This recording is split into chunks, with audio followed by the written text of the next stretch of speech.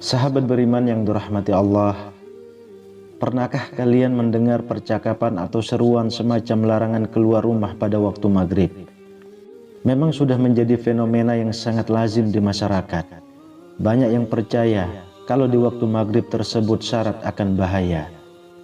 Tapi sayangnya, kepercayaan ini terkadang hanya dianggap sebagai mitos belaka yang sengaja dibuat untuk menakut-nakuti orang. Padahal secara ilmiah, hal ini telah dibuktikan kebenarannya. Mengapa keluar rumah pada waktu maghrib itu dilarang? Dan fakta apa pula yang telah dibuktikan secara ilmiah? Sebagai masyarakat yang hidup di alam serba-serbi kepercayaan, banyak dari kita yang masih sering percaya pada mitos. Dialami atau tidak, inilah yang terjadi selama ini. Bahkan boleh dibilang, mitos telah menjadi belenggu tersendiri yang keberadaannya sulit untuk dibendung. Tapi apa boleh buat, kalau faktanya mitos memang sulit untuk dilepaskan dari kehidupan kita. Sebab di samping keberadaannya sudah ada sejak lama, juga terus berkembang hingga turun-temurun. Di Indonesia sendiri, mitos telah menjadi konsumsi sehari-hari, yang sering diperbincangkan orang-orang hampir setiap saat. Sebagaimana diketahui, mitos merupakan sebuah cerita yang berkaitan dengan peristiwa alam, kehidupan manusia, sejarah, maupun hal-hal gaib yang tidak didasarkan pada bukti-bukti ilmiah maupun dalil agama. Disebutkan jika asal-usul kemunculannya disebabkan oleh ketidakmampuan akal manusia dalam menjawab setiap fenomena, dan seiring perkembangan waktu, itu menjadi satu pandangan yang turut menyetel sejarah.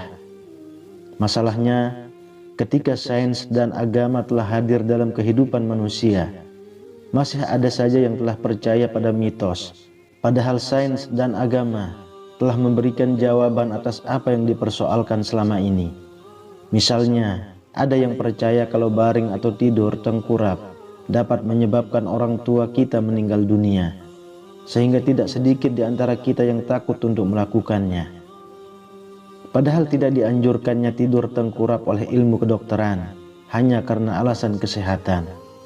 Karena dapat mengakibatkan leher dan tulang belakang terasa nyeri, serta ketidaknyamanan pada bagian perut.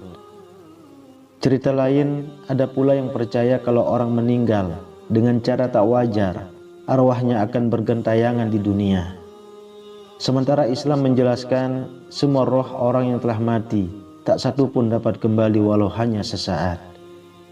Kalau sudah begini, tentu jadi masalah, sebab kepercayaan terhadap mitos jelas akan mempengaruhi cara bersikap dan berperilaku setiap orang.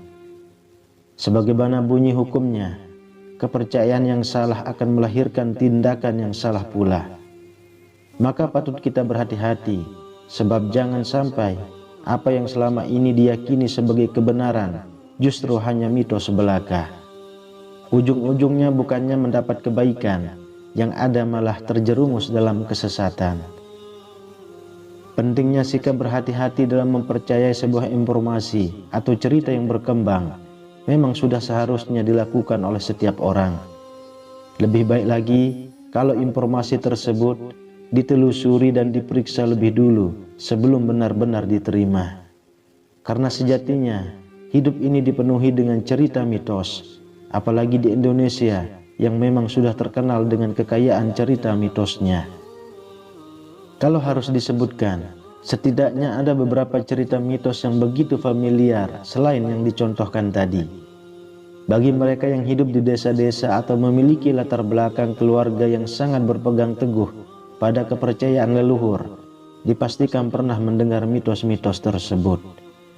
Di antaranya, yaitu anak gadis dilarang duduk di depan pintu karena dianggap akan susah mendapatkan jodoh.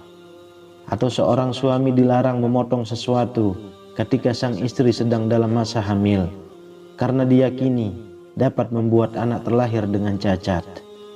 Selain yang disebutkan para rasul, ada satu cerita menarik yang mungkin tidak pernah disangka sebelumnya. Cerita tersebut mengenai larangan keluar rumah pada waktu maghrib, terutama bagi kalangan anak-anak, di mana banyak orang yang percaya kalau keluar rumah pada waktu maghrib bisa mendatangkan bahaya, seperti diganggu setan atau keburukan lain yang sifatnya tak terduga. Mungkin bagi sebagian orang, kepercayaan ini dianggap tak lebih dari sekedar mitos belaka yang tak ada bedanya dengan cerita mitos lainnya. Namun rupanya hal ini adalah sebuah fakta, sebagaimana jauh hari telah diingatkan oleh Rasulullah Shallallahu Alaihi Wasallam. Dari Jabir radhiyallahu anhu, Rasulullah Shallallahu Alaihi Wasallam bersabda, "Ketika waktu malam tiba, laranglah anak-anakmu keluar rumah, karena setan itu berinteraksi dan bertebaran pada waktu itu. Ketika waktu Isya sudah lewat, maka kalian boleh membiarkan mereka bermain. Tutuplah pintu sambil berzikir pada Allah Ta'ala." Hadis riwayat Bukhari. Pada hadis lain juga disebutkan, jika awal malam telah tiba setelah matahari tenggelam, tahanlah anak-anak kecil kalian di dalam rumah, karena ketika itu setan sedang berkeliaran. Jika telah berlalu sesaat di waktu malam, misalnya setelah Isya, lepaskanlah mereka. Jika mereka mau bermain di luar rumah, maka dipersilahkan. Di awal malam, tutuplah pintu-pintu rumah sambil menyebut nama Allah Ta'ala, karena setan tidak dapat membuka pintu yang digembok dengan membaca bismillah. Tutuplah tandon-tandon atau ember-ember kalian dan sebutlah nama Allah Ta'ala ketika menutupnya. Tutuplah wadah-wadah kalian, piring atau gelas, dan sebutlah nama Allah Ta'ala ketika menutupnya. Meskipun kalian tutup dengan tutup seadanya, yang tidak bisa menutup dengan sempurna, semacam lidi, sedotan, atau yang lainnya.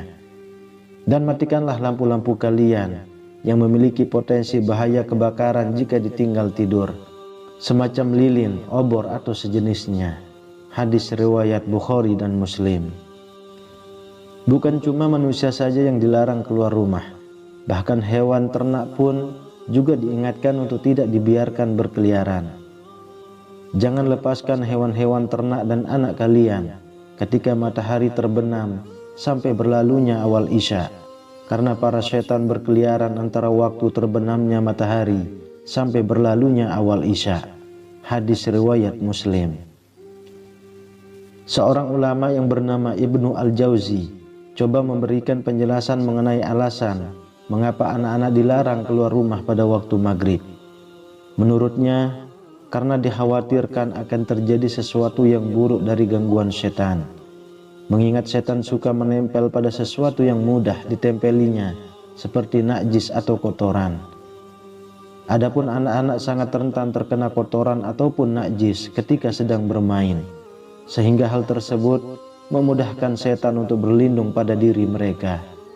Selain itu, anak-anak juga kadang tidak tahu soal zikir dan dapat dijadikan sebagai pelindung diri. Rasulullah Shallallahu Alaihi Wasallam memberikan larangan untuk tidak keluar menjelang maghrib, bukan tanpa alasan. Sebagaimana yang dijelaskan bahwa setan akan keluar bertebaran bersamaan dengan datangnya kegelapan. Pada waktu tersebut, mereka akan menyebar mencari tempat perlindungan yang aman. Ada yang berlindung pada rumah kosong, wadah kosong, pepohonan, binatang atau manusia. Dalam buku yang berjudul The Science of Salat, Profesor Dr. Insinyur Haji Osli Rahman, MS, rupanya membenarkan apa yang dijelaskan dalam sudut pandang ilmiah. Menurut penjelasannya, pada waktu menjelang maghrib, alam akan berubah menjadi spektrum cahaya berwarna merah. Hal tersebut selaras dengan frekuensi gen dan iblis, sebagaimana disebutkan bahwa cahaya merupakan gelombang elektromagnetik yang memiliki spektrum warna yang berbeda satu sama lain. Setiap warna dalam spektrum mempunyai energi, frekuensi, dan panjang gelombang yang berbeda-beda pula. Ketika masuk waktu maghrib, jin dan iblis amat bertenaga karena memiliki resonasi bersamaan dengan warna alam. Semoga Allah senantiasa melindungi kita dari gangguan-gangguan setan. Amin ya rabbal alamin.